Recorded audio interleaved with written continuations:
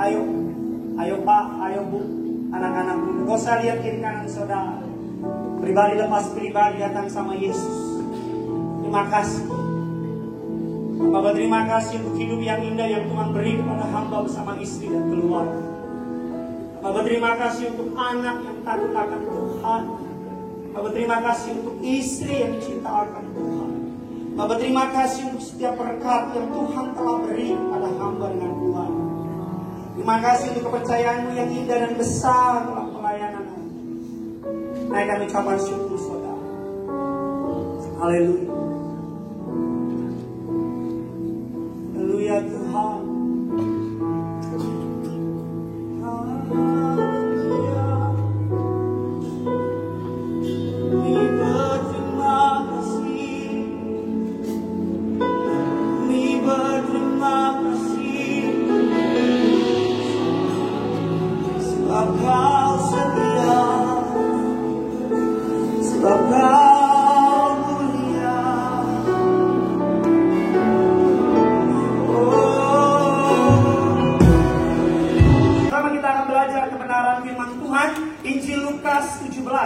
Ayatnya yang ke-15 sampai dengan ayatnya yang ke-19. Injil Lukas 15 ayatnya yang ke-15 sampai dengan ke-19. Setiap kali khotbah di Sarbini selalu saya tegangnya minta ampun saudara. Cuman kelihatan mukanya gak tegang padahal hatinya duk der dari ya saudara. Lukas 17, 15 sampai dengan 19. Saya baca ayat yang ke-15, saudara baca ayatnya yang ke-16, demikian seterusnya. Ayat yang ke-19 kita bersama-sama. Yang sudah di sana, sama-sama dengan saya katakan, saya pasti diberkati. Haleluya, dikatakan demikian, a grateful heart, hati yang mengucap syukur. Seorang dari mereka ketika melihat bahwa ia telah sembuh, kembali sambil memuliakan Allah dengan suara nyaring. 16 saudara.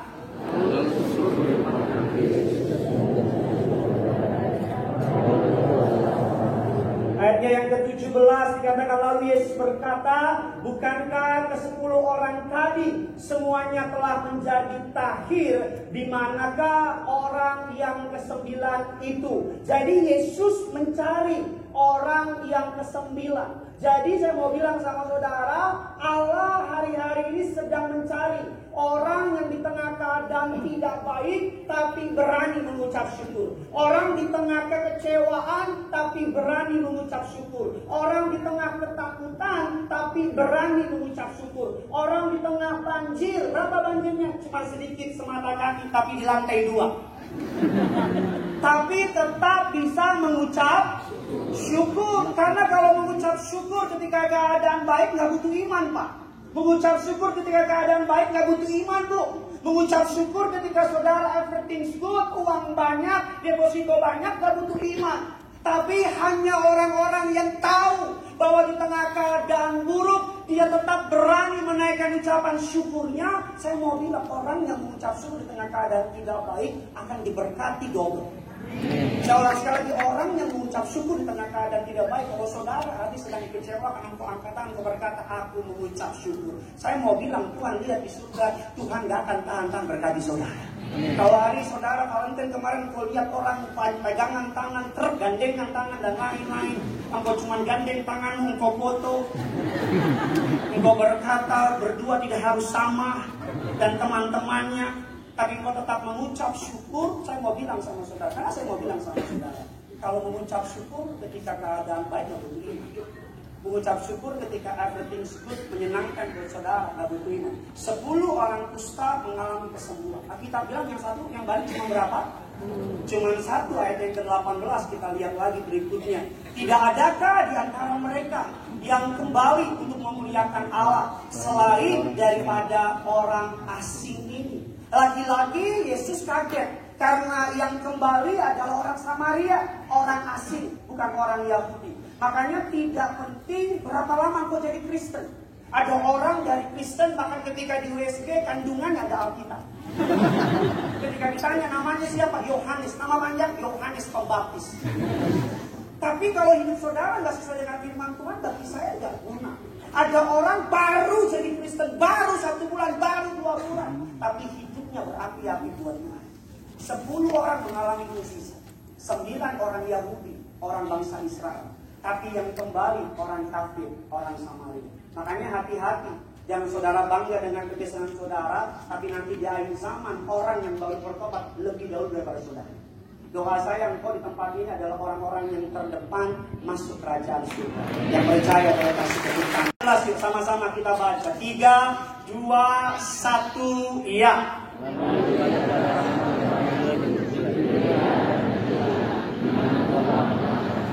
Jadi orang yang mengucap syukur berkatnya double. Apa buktinya? Dia mendapat kesembuhan. Sama-sama bilang sama saya kesembuhan.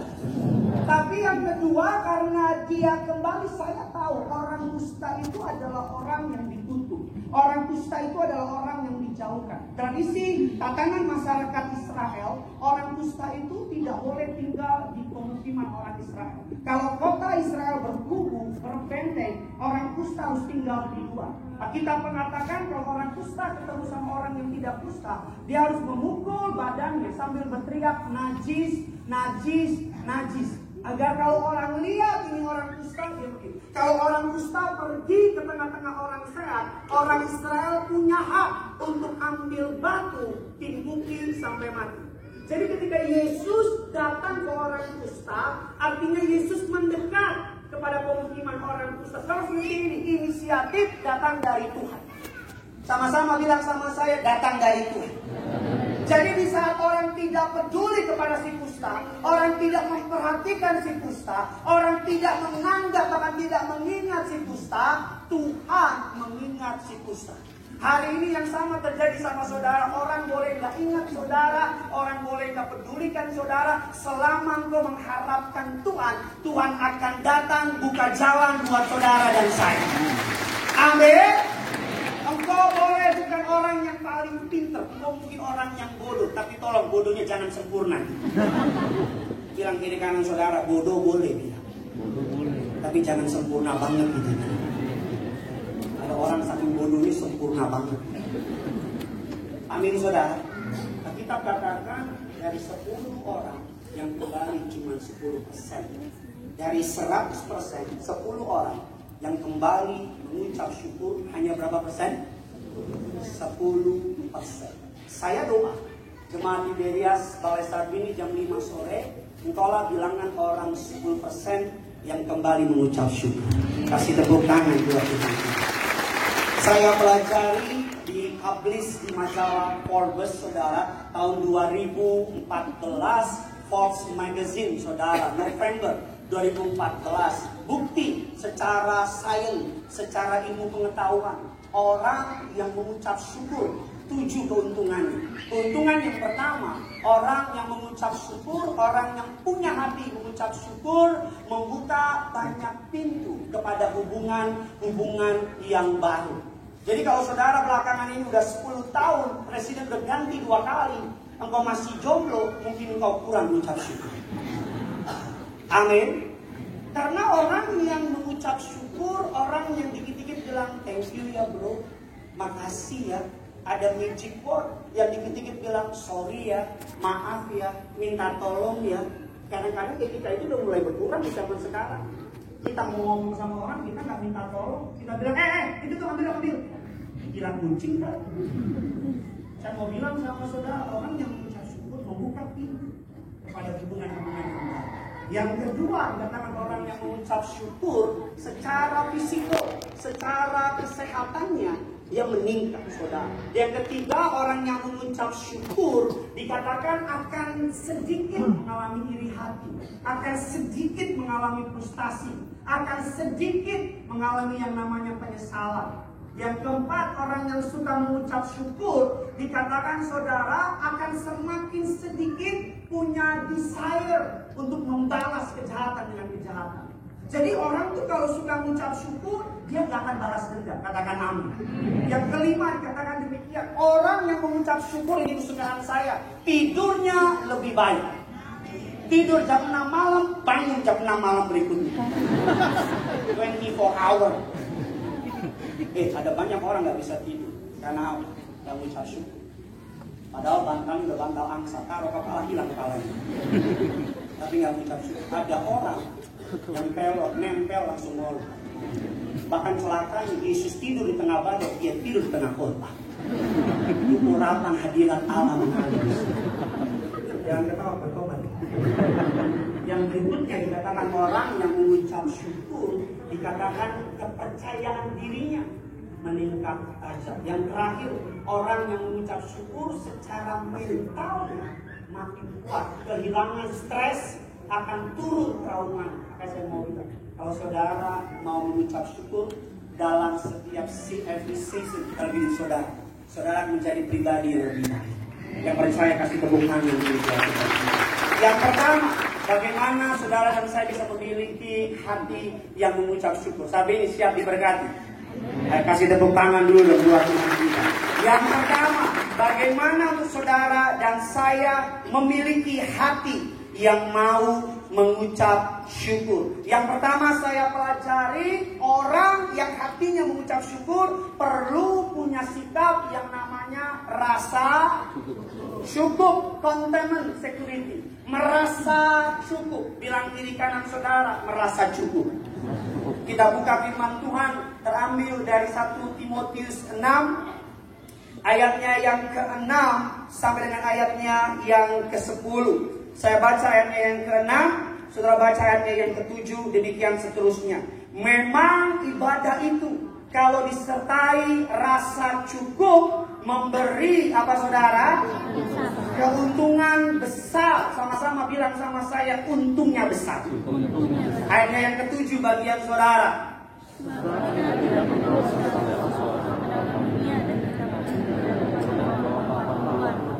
Ayatnya yang ke-8, asal ada apa?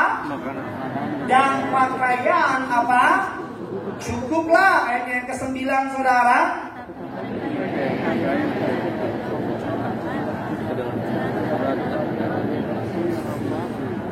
Yang menenggelamkan manusia ke dalam apa?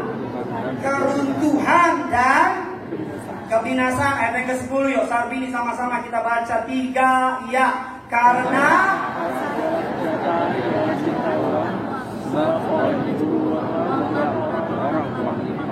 menyiksa dirinya dengan apa saudara? Berbagai macam duka. Rasa cukup penting untuk saudara dan saya nggak bilang saudara nggak boleh punya ambisi lagi. Saudara dan saya anak Tuhan harus punya ambisi untuk lebih baik dari hari kemarin. Tapi jangan punya ambisius. Bedanya apa? Ambisi dengan ambisius. Bedanya di ius. Ada yang serius? Doa. Kalau ambisi dari Tuhan, saudara ingin lebih baik dari hari kemarin. Kalau ambisi dari Tuhan, saudara pengen hidup saudara, pekerjaan lebih baik, jabatan lebih baik, apa yang saudara punya lebih baik. Tapi saudara jaga diri. Saudara nggak akan lakukan hal-hal yang melanggar firman Tuhan. Kalau ambisi, saudara akan tabrak firman Tuhan. Saudara akan gadai iman saudara. Saudara akan tabrak peraturan. Yang penting saudara dapat untung. Saudara akan sikat. Jangankan teman, keluarga juga saudara makan. Jangankan teman, sahabat juga saudara makan. Kalau ambisi. Makanya saya mau bilang sama saudara, pentingnya memiliki rasa cukup. Katakan amin. Saya mau tanya sama jemaat di BDS Balai Sarbini, kaum muda Bonelis. Gaji, saudara yang ngerti jawab iya, yang belum bilang tidak. Saudara. Gaji 1 juta di Jakarta cukup apa tidak? Tidak. Yang muda diem aja ya. 2 juta cukup apa tidak? 3 juta? 5 juta? 10 juta? Enggak, yang udah cukup diem aja, yang kurang gitu. Kan saya mau tahu aja mana yang matre. Jangan ketahuan, ini para laki-laki kau lihat ternyata matre. Saya dekat rumah saya ada pembantu yang tiap hari gosok, tiap hari nyuci 3 rumah tiap hari. Saya iseng tanya waktu itu gajinya 800.000, anaknya 3, sampai sekarang masih hidup, belum dipanggil Tuhan, alias sehat. Kadang-kadang kita kalau hidup kita bandingin sama orang lain, kita nggak akan pernah bisa merasa cukup. Kadang-kadang kalau terlalu sering nengok ke atas, jadinya apa? Pegel. Kadang-kadang jangan nengok ke ke atas doang. Kadang-kadang nengok ke bawah. Makanya repotnya kita kan suka nontonnya drakor. Ya kan, drama Korea. Istri saya kemarin saya jalan pelayanan, tiba-tiba jadi pendiam. Saya kira kenapa, saya lihat dulu ke bawah, saya kira nangis, ternyata enggak. Saya kira doa enggak mungkin, saya ajak ngomong sayang, dia diem, ternyata saya lihat ada airport di sini. Saya lihat ada drama Korea, Crash Landing on You. Dia bilang, woi, gue lagi ngomong nih. Maaf sayang, dia ragu sayang kamu mirip Kapten Lee gitu. Kapten Subasa, iya. Saya di sini masih ingat saat ini ada ibu-ibu sesi 3, Pak Pendeta tolong doain suami saya gajinya nggak cukup buat bayar rumah, cicilan mobil, sekolah anak. Saya kan tanya, berapa gaji suami? 20 juta Pak Pendeta. Masih kurang. Saya kan diem aja, kan ukuran orang beda-beda. Selesai doa, ada ibu-ibu di belakang yang dibilang, kalau suami saya gaji 20 juta Pak, aduh Pak, sampai di rumah Pak, saya nggak beri kaki nyentuh tanah Pak, saya gendong. Saya gendong Pak, kemana-mana Pak. Saya lagunya kan gendong kemana-mana. Saya masakin nasi Pak, bahkan dia tidur saya suapin Pak, saya nyahin kasih ke dia Pak. Loh, saya mau bilang sama saudara, kadang-kadang kita bandingin hidup kita. Ada satu kutipan yang menarik, ada banyak orang kehilangan, dikatakan ini kemampuan untuk menikmati apa yang ia miliki disebabkan hal-hal yang ia tidak miliki. Kita punya HP iPhone 9, kita lihat punya orang HP iPhone 10, kita bilang coba tuh HP iPhone 10. Kita nggak nikmatin iPhone 10. Kita lihat punya istri kita sering bantuan mengembang ke kiri ke kanan, alias bertambah 20 kilo. Kita bilang coba istri 20. Kita lihat anak tetangga bahasa Inggrisnya jago, segala macam cacisus kayak air. Kita lihat anak kita bahasa Inggrisnya yes, no, I don't know, maybe. Gak bisa lagi yang lain. Perbandingan itu membunuh loh. Saya selalu bilang berkat saudara, berkat saya, berkat saya. Jangan bandingin berkat saudara sama orang lain. Kalau saudara hari ini punya suami, jangan bandingin suamimu sama suami orang lain, saudara. Sekarang udah Korea, sekarang kan sinetron di mana-mana, apalagi TikTok. Ya kan, bagaikan langit.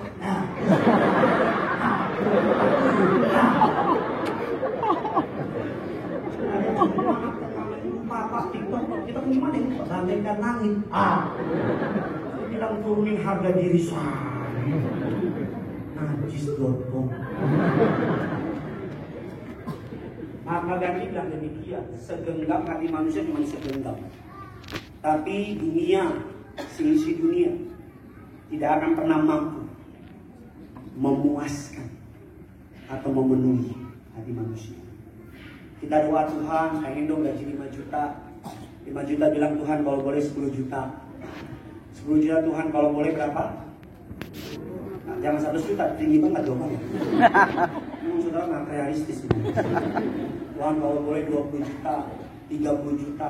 Punya motor Tuhan, enak ya naik mobil. Punya mobil Tuhan, enak ya naik mobil 2 pintu. 2 pintu Tuhan, nggak ada pintu, enak nih Tuhan. Keluar dari bawah. Saya selalu bilang, saudara, kalau saudara bandingin hidup saudara sama orang lain, saudara nggak akan pernah bisa bahagia. Kalau saudara bandingin berkat saudara sama orang lain, saudara nggak akan bisa lihat hal yang besar terjadi sama saudara. Terutama anak-anak muda di tempat ini. Kalau usiamu udah kepala 3 dan engkau udah harusnya waktunya menikah, dan teman-teman seangkatan sudah menikah, jangan bandingin waktu mereka dengan waktu saudara. Waktunya Tuhan masing-masing berbeda. Ada orang menikah di usia 27, punya anak di usia 37. Ada orang belum nikah udah punya anak, masing-masing beda. Apa salah ngomong? Ada orang menikah 30 tahun, punya anak langsung 31. Ada orang lulus sekolah langsung dapat pekerjaan. Ada orang udah lulus lama gak dapat pekerjaan. Tapi orang langsung dapat pekerjaan, langsung bekerja dapat jadi manajer. Tapi udah 10 tahun baru jadi manajer. Tuhan gak pernah salah menempatkan berkat atas saudara dari saya. Amin saudara. Tuhan tidak pernah apa? Salah. Kita buka firman Tuhan biar kita makin mengerti lagi firman Tuhan. Ibrani 13 ayatnya yang kelima. Ibrani 13 ayat yang kelima akan mengajar kita banyak hal. Yuk sama-sama kita lihat. 3, 2, 1, ya.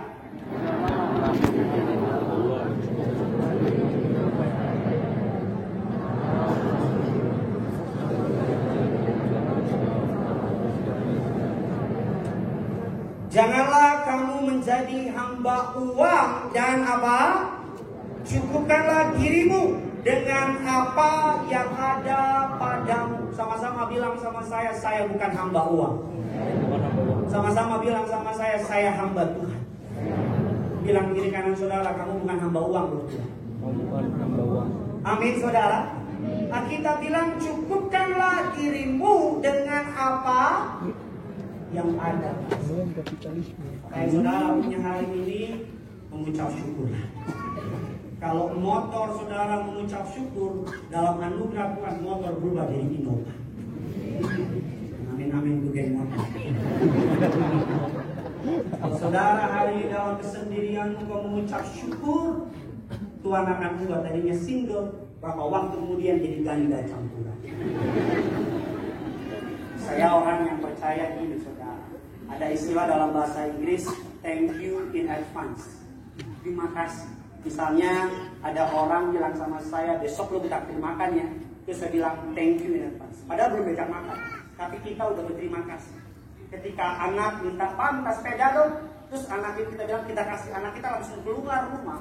Dia bilang sama teman-temannya, besok papa saya beliin saya sepeda. Kita muter-muter ya ke Monas, Kelapa Gading, ke Jalan Banjir, di sini kita jalan. Sama tanya, udah dapat tuh sepedanya? Tapi itu saya mau bilang sama saudara, kalau saudara dari ketidakpunyaan saudara mengucap syukur, Allah dapat melipat gandakannya. Ketika Yesus makan 5 roti 2 ikan, Yesus mengangkat roti, mengucap syukur. Kita bilang kasih makan 15.000 orang, sisa berapa bakul? 12 bakul. Tidak lagi orang kekurangan.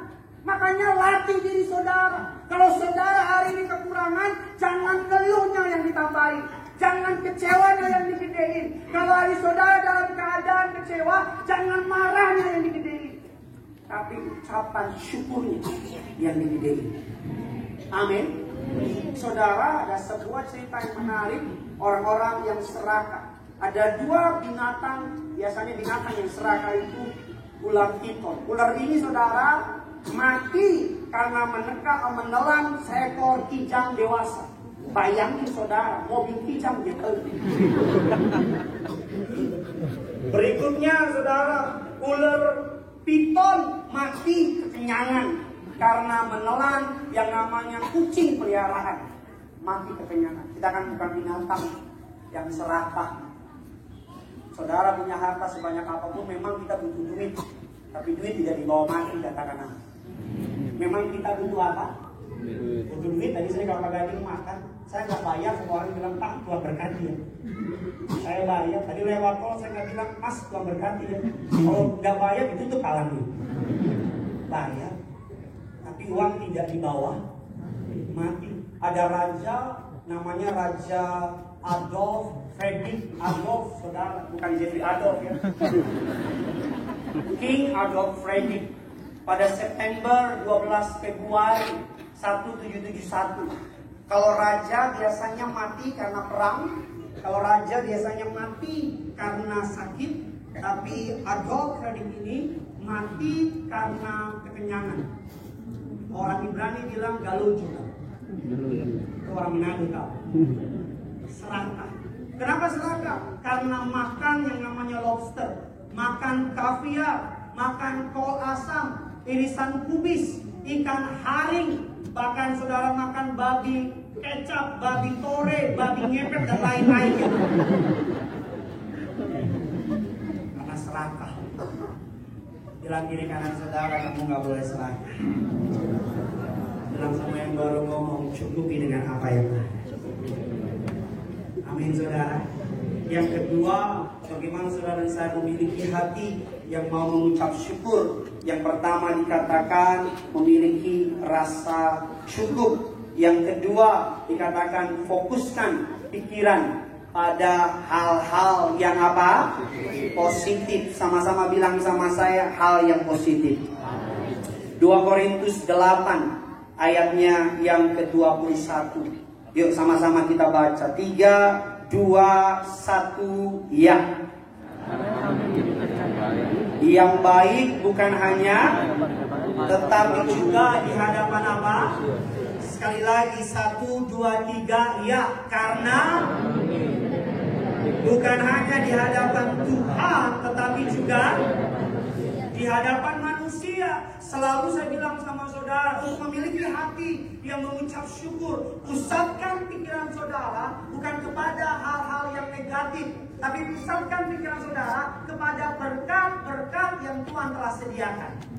Ada lagu sekolah minggu berkata, berkat Tuhan mari hitunglah, kau kan kagum oleh kasih-Nya. Berkat Tuhan mari hitunglah, kau saya kagum oleh kasih. Tahu mana yang bolos sekolah minggu? Bolos mau duduk ke bawah gitu. Sambil berkat Tuhan marilah hitung. Saya punya teman, saya kenal dia sebagai orang yang menurut saya paling khawatir yang pernah saya ketemu. Dikit-dikit khawatir. Saking khawatirnya mempengaruhi pencernaan. Saking khawatir. Orang kalau khawatir lari ke pencernaan. Pencernaannya nggak baik. Suatu hari kita sama-sama dengar khotbah pendeta, saudara saya mau bilang John Mayer, Joyce Meyer. Nonton Joyce Meyer. Joyce Meyer cerita dalam khotbahnya, dia bilang katanya, saya mencatat setiap kebaikan Tuhan setiap hari. Setiap Tuhan kasih kebaikan, dia catat. Tuhan kasih kebaikan, dia catat. Tuhan kasih kebaikan, dia catat. Dan teman saya ini praktekin. Tiap kali ada kebaikan Tuhan, dia rekam. Lagi pergi ke mall, cari parkiran, tiba-tiba mobil keluar, ada kebaikan Tuhan, dia rekam. Sebelum dia tidur, dia dengerin kebaikan Tuhan hari ini. 3-4 bulan berlalu saya ketemu, benar-benar berbeda. Karena menjadi orang yang paling percaya diri yang pernah saya ketemu. Tadinya orang yang paling khawatir, sekarang menjadi orang yang paling percaya diri. Karena kenapa? Karena dia bilang sama saya nggak punya waktu untuk menghabiskan waktu dalam ketakutan, kekhawatiran. Waktu saya habis untuk mengingat kebaikan Tuhan. Amin. Untuk mengingat apa? Kebaikan Tuhan. Karena perhatikan, pikiranmu kalau kau gak jaga akan menjadi perbuatanmu. Perbuatanmu akan menjadi karaktermu. Karaktermu akan menjadi masa depanmu. Kalau masa depanmu ingin baik, perhatikan karaktermu. Kalau karaktermu ingin baik, perhatikan perbuatanmu. Kalau perbuatanmu ingin baik, perhatikan apa? Pikiran. Jaga pikiranmu. Jangan sampai pikiran saudara diisi dengan perkara-perkara yang menakutkan tentang perkataan firman Tuhan. Katakan amin. Agar hari demi hari kau berjalan bukan menjadi lemah, tapi hari demi hari kau berjalan semakin kuat. Katakan amin. Ada kutipan yang menarik dikatakan, it's not the situation that make it worse. It is your way of thinking. Bukan keadaan yang membuat makin buruk, tapi pola pikir kita yang membuat kita menjadi semakin buruk. Makanya kata pertobatan menggunakan kata metanoia, perubahan pola pikir 180, bukan 360, itu sama aja. 180 derajat perubahan pola pikir. Amin. Saya pelajari ada 3 orang di dunia, 3 tipe orang di dunia. Tipe orang yang pertama dikatakan adalah orang skeptis. Orang skeptis ini adalah orang yang memperkatakan ketakutan yang ia takuti. Dia akan memperkatakan, ya gimana mau diberkati? Ada virus corona. Gimana mau diberkati? Dolar naik. Punya dolar? Nggak punya. Gimana mau diberkati? Keadaan susah, skeptis.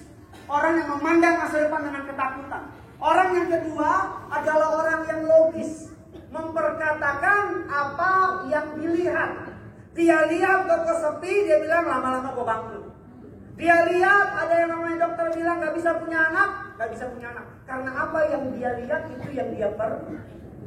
perkataan. Tipe yang ketiga yang menjadi bagian kita anak Tuhan adalah tipe orang beriman. Katakan amin. Orang beriman memperkatakan apa yang ingin dilihat. Kalau saudara ingin melihat hari depan yang baik, perkatakan yang baik sama saudara. Kalau saudara ingin melihat hari depan yang luar biasa, perkatakan hari depan yang luar biasa. Perhatikan apa yang kau ucapkan belakangan ini. Karena apa yang sering kau ucapkan akan menjadi masa depan saudara. Kalau saudara, dunia diciptakan oleh Allah dengan apa? Perkataan, jadilah terang, jadilah gelap, jadilah dan segala macam. Saudara dan saya punya kuasa. Apa yang kau ikat di bumi terikat, apa yang kau lepas di bumi terlepas di surga. Saudara punya kuasa. Perkataan saudara punya daya cipta. Kalau saudara ingin melihat hari depanmu berhasil, katakan masa depanku indah di hadapanmu. Amin. Hari ini ya, belakangan ini anak saya di Salem, saya nggak bilang nakal, lagi aktif-aktif nih. Kemana-mana dia jalan. Apalagi saya di rumah kan suka angkat minyak urapan, suka angkat perjamuan. Jadi dia suka lihat, dia suka pilih diangkat deh gini. Nah. Lucu sih, tapi dia anak saya pegang minyak, dia jalan dia gini. Kan saya punya sofa kan bertatanan berlian. Orang kaya. Jadi ini punya minyak, saya punya karpet dari bulu dinosaurus. Saya punya banyak deh, ini namanya semua. Ya kan kadang-kadang dia naik kayak namanya meja, dia naik. Kadang-kadang laci, dia buka, dia naik ke sini. Nah istri saya mau bilang dulu, ini nakal banget, jangan nakal. Itu anak kita kan anak Tuhan. Saya peluk anak saya. Saya bilang sama dia, Papa doa. Tuhan pakai kamu lebih hebat dari Tuhan pakai Papa. Papa doa, belum saya dulu. Anak jadi manis. Papa doa, Tuhan pakai kamu lebih Tuhan pakai Papa.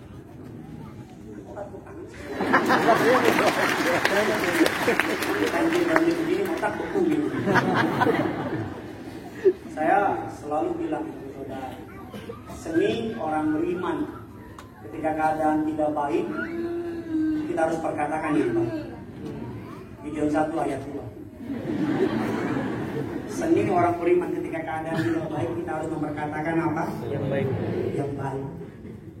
Ketika keadaan lagi buruk, jangan terpancing ngomong yang buruk. Kadang-kadang orang tua kalau marah sama anak, kadang-kadang mulutnya nggak dijaga. Anak bodoh, anak tolol, papa nyesel aja kamu. Anak itu bilang, mama, mama nyesel aja. Papanya bilang kamu nggak pilih papa, mamanya bilang kamu nggak pilih mama. Aku anak siapa tuh? Ada jemaat di Surabaya, saya nggak pernah lupa. Maju ke depan minta doa. Suami istrinya bilang, mamanya bilang, Pak, bukan anak saya ini Pak, bodohnya minta ampun. Saya bilang, saya aja pendeta nggak sekejam ini, mamanya kejam banget. Ini ibu tiri tingkat wajar. Pak, kalau ujian Pak nilainya 45. Udah les, udah apa, bodohnya minta ampun. Saya doain pendeta pandai, cerdas, bla bla bla bla, amin. Berapa bulan kemudian saya kembali kota di Surabaya. Ketemu lagi sama ibunya sama anak. Bilang gimana? Aduh Pak, cuma sebulan doang naik Pak. Tadinya 54, 67, habis itu turun 4, 32. Bilang ini gue perang canggih, anak gue mau orang banget sih. Ada pekerja di Surabaya, saya tanya, namanya Grady. Gimana kita saya kenal Pak orangnya Pak? Kenapa memang? Oh, kalau di rumah Pak, mama papanya maki-maki, kita pendeta doain pandai, cerdas, tidak bodoh, tidak lupa. Sampai di rumah mamanya suruh, nak ambil gula nak. Namanya anak kecil, dia kira gula, dia ambil tepung. Ya kan dia kasih, dasar tolol, bodoh. Kita pendeta ucap kata berkat, orang tua ucap kata kutuk.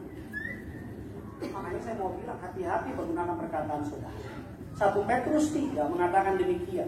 Sama-sama kita 1 Petrus 3 ayatnya yang ke-10. Yuk sama-sama kita baca. 3, 2, 1, ya. Siapa yang mau cintai hidup dan mau melihat hari-hari baik, ia harus terhadap yang jahat dan di sini siapa yang hari-hari baik. Puji Tuhan, Alkitab katakan apa saudara? Harus menjaga lidah. Dalam terjemahan bahasa Indonesia yang sederhana, karena dalam firman Allah tertulis seperti ini, kalau kamu ingin menikmati hidup ini dan mengalami banyak hari yang penuh berkat, kamu harus apa? Menjaga lidah. Menjaga lidah. Lidah walaupun kecil, tapi kalau saudara nggak jaga akan menentukan hari depan saudara. Saya mau bilang kalau lidah saudara latih mengucap syukur dalam setiap keadaan. Di tengah fitnahan, di tengah cacian, di tengah makian, saudara akan melihat buah dari perkataan baik saudara. Karena apa yang saudara ucapkan itu akan menjadi masa depan buat saudara. Ada cerita, ada menantu dengan mertua berantem, pokoknya cium banget dengan suami, cium, berantem mulu. Setiap kali berantem menantu sama mertua, menantu selalu memaki mertua dan berkata, kalau begini lebih baik kau mati saja, kau mati saja, kau mati saja. Sambil memaki-maki begitu, mertua punya burung beo. Burung beonya karena sering dengar, burung beonya mulai menghafal. Setiap kali ada tamu yang datang ke rumah mertua, bilang shalom. Burung beo jawab, mati saja, mati saja, mati saja. Karena mertua ini pengurus gereja, dia takut kalau ada pendeta datang, bilang permisi, lebih baik kau mati saja, lebih baik kau mati saja. Mertua ingat, Bapak Gembala punya burung beo yang sudah lahir baru. Dititiplah burung beo ke Bapak Gembala, ke burung beo yang lahir baru, dengan harapan burung beo Bapak Gembala menginjili burung beo mertua. 3 bulan berlalu, burung beo diinjili oleh burung beo Bapak Gembala, dibawa kembali ke rumah mertua. Burung beo ini sudah bertobat. Karena kebiasaan ribut, mertua menantu ribut, dan mulailah ribut, menantu mulai berkata, kalau begini lebih baik kau mati saja, lebih baik kau mati saja. Burung beo dari aku menjawab, amin, haleluya, amin, haleluya, mati saja, amin, haleluya.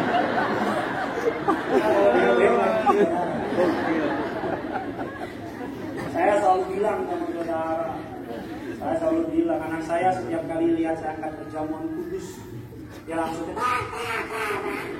dia selalu minta sama saya. Karena action speak loud. Kenapa sih banyak orang tua, kenapa banyak anak muda berantakan di lampu merah dan teman-temannya? Kenapa banyak anak muda hidupnya jauh dari? Karena orang tua gagal mencontohkan apa kasih. Selalu saya mau bilang sama saudara, saudara boleh ngomong apa aja tentang Tuhan, tapi kalau perbuatan nol besar, anak sudah akan bilang ngomong kosong. Anak kecil itu seperti yang namanya kertas kosong. Dia akan menserap lebih cepat dengan apa yang dia lihat. Dia akan mencerah. Ada seorang bapak-bapak pulang dari rumah dengan anaknya curi pulpen teman sekolahnya. Papanya pulang tampar anaknya. Pak, papa mau punya anak kayak kamu. Kenapa kamu curi pulpen teman kamu? Kalau kamu butuh bilang sama papa, papa ambil dari kantor. Papanya lebih maling dari anaknya. Selalu kenapa kita gereja Tiberias, saudara dan saya, kenapa kita kepengembalaan Pak Pariaji membuat Tiberias pula? Karena apa yang Pak Pariaji tampilkan di mimbar dan di belakang mimbar, seringkali yang di belakang mimbar jauh lebih hebat dari yang di mimbar. Seringkali kita para pendeta kita sepakat yang paling sulit jadi pendeta bukan yang khotbah. Yang paling sulit jadi pendeta bukan mengalami pelayanan pelepasan. Yang paling sulit jadi pendeta apa? Mengkhotbahkan apa yang kita lakukan, melakukan apa yang kita khotbahkan. Kalau cuma ngomong doang semua bisa. Makanya ada banyak orang kecewa sama gereja karena lihat pendeta di mimbar ngomong kekudusan, ngomong haleluya, haleluya, di luar pendeta jadi haleluya. Ngomong ampuni, ampun, di luar hidupnya berantakan. Saya mengucap syukur, saya nggak cari muka saya di sini. Saya mengucap syukur, saya lihat pelayanan Bapak dan Ibu Gembala Sidang. Dari saya kecil, saya tua di tempat ini, saya lihat pelayanan beliau. Dari dulu sampai sekarang, gak berubah. Kalau saudara pergi ke Tiberias 20 tahun yang lalu, datang hari ini, dengar Bapak Pariaji, sama apa beda? Sama. Teman saya ambil S2 di Australia, balik ke Indonesia, duduk di Sarbini, dengar Pak Pariaji kota bilang, gila bro, khotbah yang 20 tahun, 10 tahun gue dengar, hari ini tetap sama. Salah satu ciri orang dipilih Tuhan adalah konsisten. Apa yang Tuhan beri sama Pak Pariaji, disampaikan sama Tuhan. Amin. Yang ketiga, yang terakhir, saya undang imam musik boleh maju ke depan. Yang pertama, bagaimana memiliki hati yang mengucap syukur, memiliki rasa cukup. Yang kedua, fokuskan pikiran pada hal yang positif. Yang ketiga, yang terakhir, sama-sama kita akan belajar kebenaran firman Tuhan. Percaya akan kebaikan Tuhan di balik semua peristiwa. 1 Tawarik 16 ayatnya yang ke-34. Sama-sama kita baca. 3, 2, 1, ya.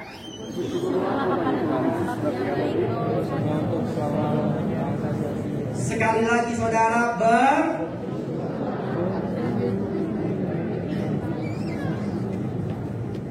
Mazmur 34 ayatnya yang ke-8.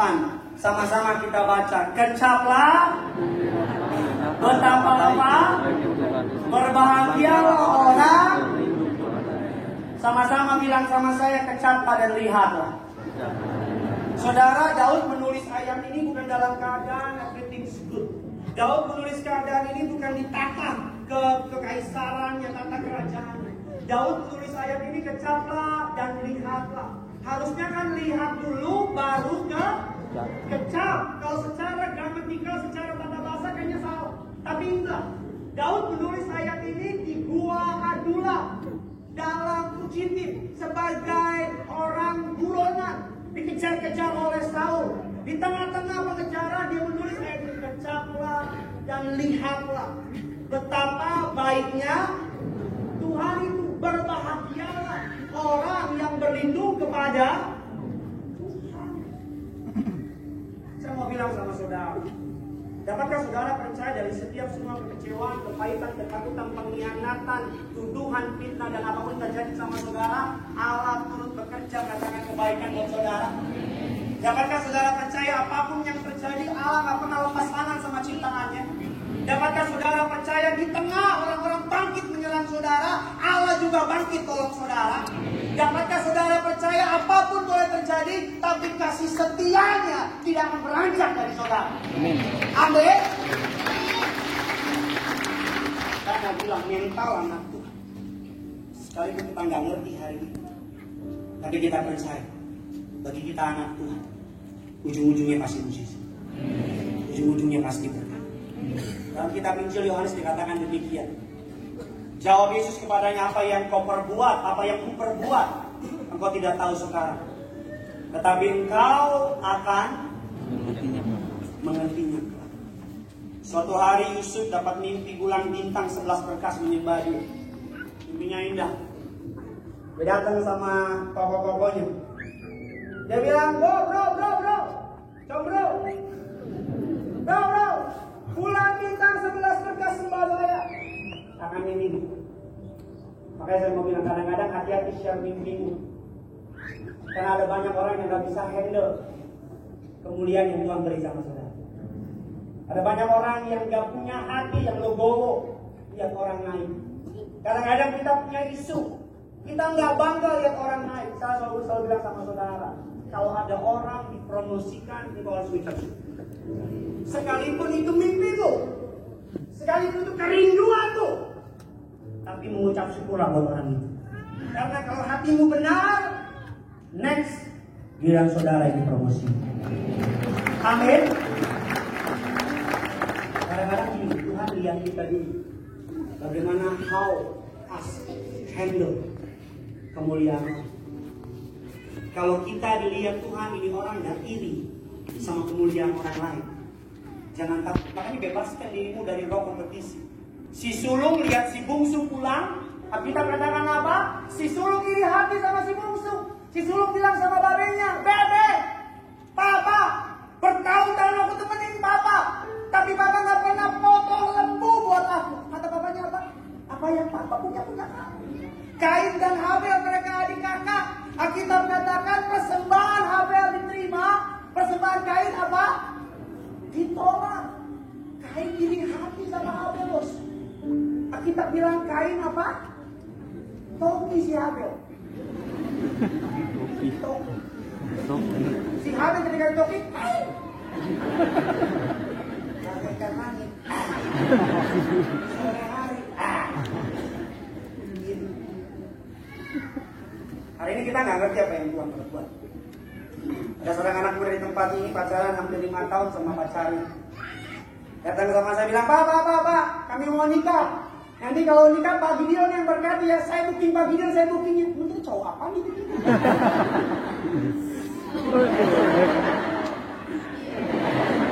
Najis Pak. Bilang ya udah deh, ya. Nanti konseling sama saya ya. Saya mau berkati orang konseling 5-6 kali. Gak apa-apa, kami udah menikah Pak Gideon. Oh iya udah. Karena kan gini pendeta saya tuh tahu mana jemaat yang suka ikut saya tahu mana jemaat yang suka ikut Alek ketahuan. Dari mana kalau ikut saya bukannya cerah, kalau ikut Alek suram, nggak ada kehidupan, nggak bercanda. Jadi saya lihat dia datang berdua, lama-lama sendiri, cowoknya datang ke Nias, ceweknya di Sarbini. Cowoknya di Sarbini, ceweknya di Moi. Beda-beda. Saya nggak mau nanya sih di mati. Kalau kurang itu aja. Jadi tiba-tiba dia maju ke depan. Pak.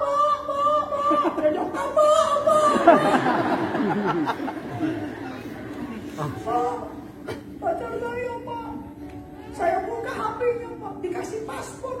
Tapi karena saya tahu paspornya hari ulang tahunnya, saya bisa buka Pak. Mau bilang sama cowok, jadi playboy itu jangan bodoh. Playboy bodoh. Pakai paspor ulang tahun Pak Pariaji dong.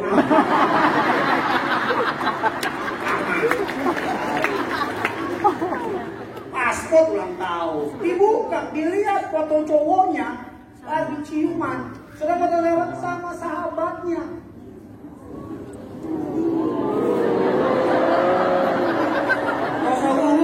Juga pernah mantan pelaku lah. Dia nangis kejut. Jangan terima nangis. Kasih ayat ini. Hari ini kamu nggak ngerti. Besok kamu ngerti. Juga nggak ngerti besok Pak. Sahabat gak bisa sabar Pak. Kalah. Aku nggak mungkin. Mereka demokrasi.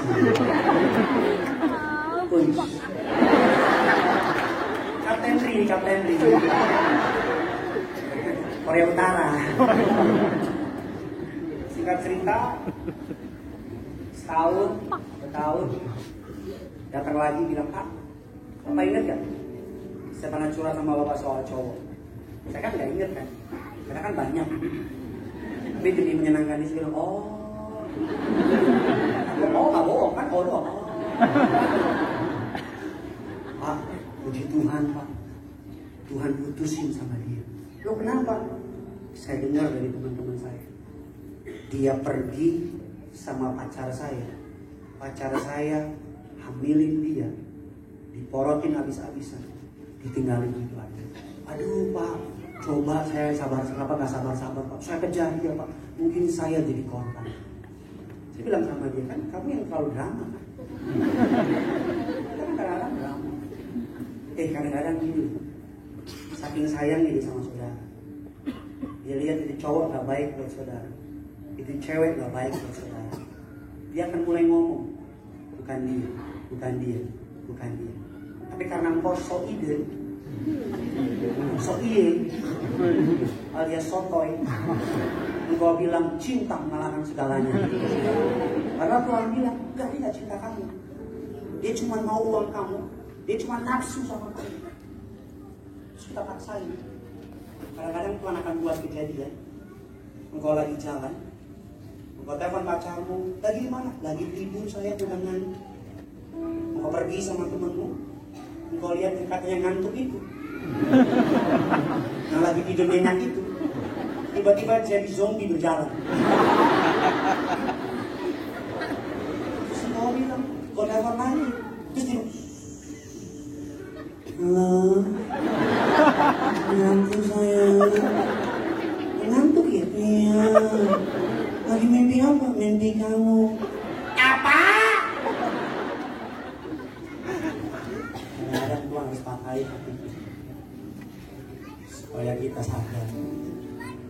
Ada pengusaha dipecat sama kantornya. Marah istrinya, marah suaminya. Anak 3-nya masih butuh sekolah. Kecewa. Tapi datang sama Tuhan. Saudara, kalau kecewa jangan pergi dari Tuhan. Datang ke gereja. Kalau kecewa jangan ceritain kecewamu sama teman-teman dunia. Dia akan kasih masukan yang sama. Datang sama teman-teman anak Tuhan. Dia akan kasih doa buat saudara. Singkat cerita, dia mulai usaha bisnis makanan. Makanan khusus orang Yahudi. Lapo.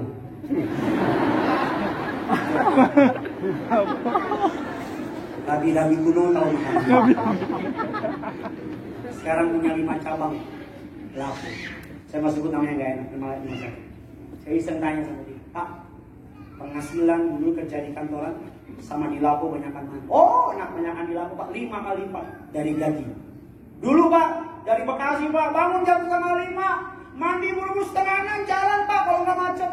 Sampai di kantor dimakan-maki Pak sama bos, dimarahin, uang nggak seberapa, sakit hati Pak, tiap hari ngeludah Pak. Karena kecewa, sakit Pak, hancur hati. Acip aja. Sekarang dia punya bisnis Pak. Pak, apa rasanya Pak? Tahu-tahu begitu Pak. Tuhan pecat saya dari 10 tahun yang lalu. Hari ini kita nggak ngerti. Hari ini kita nggak paham. Tapi kalau mau tutup dengan ucapan syukur. Apalagi engkau yang lagi broken heart. Kemarin malam yang terakhir engkau bersama dengan si Doi. Ucap syukur. Kalau engkau udah hampir menikah dan bakal menikah, ucap syukur. Kalau engkau udah deket, tinggal mau tembak, ternyata dia bilang, aku udah jadian. Mutilasi doang. Banyak orang jalan bareng, nongkrong bareng, nonton bareng, telepon bareng, cerita sampai malam. Tanya kita ngapain? Cuman teman. Padahal udah apa-apa kita ngapain? Cuman teman. Orang kayak gitu kita layak binasakan dari Tuhan. Doa saya, saudara di tempat ini orang-orang yang tahu mengucap syukur. Dalam ucapan syukur ada berkat. Selamat hari ini, Tuhan Yesus memberkati. Ayo terima kasih sama Tuhan. Ayo Pak, ayo Bu, anak-anak Bu. Gak usah lihat kiri kanan saudara. Pribadi lepas pribadi datang sama Yesus. Terima kasih. Hamba berterima kasih untuk hidup yang indah yang Tuhan beri kepada hamba bersama istri dan keluarga. Hamba berterima kasih untuk anak yang takut akan Tuhan. Hamba berterima kasih untuk istri yang cinta akan Tuhan. Hamba berterima kasih untuk setiap berkat yang Tuhan telah beri kepada hamba dengan keluarga. Terima kasih untuk kepercayaanmu yang indah dan besar dalam pelayanan. Naikkan ucapan syukur saudara. Haleluya. Haleluya Tuhan.